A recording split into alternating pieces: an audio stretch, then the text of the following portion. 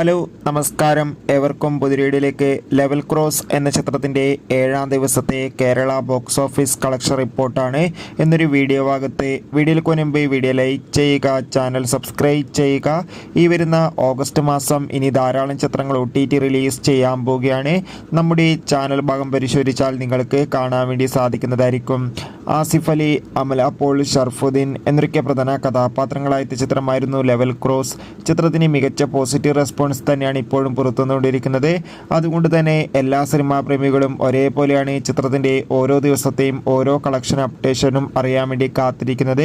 ഇപ്പോൾ ചിത്രത്തിൻ്റെ കേരള കളക്ഷൻ റിപ്പോർട്ടുകൾ പുറത്തുവന്നിരിക്കുകയാണ്.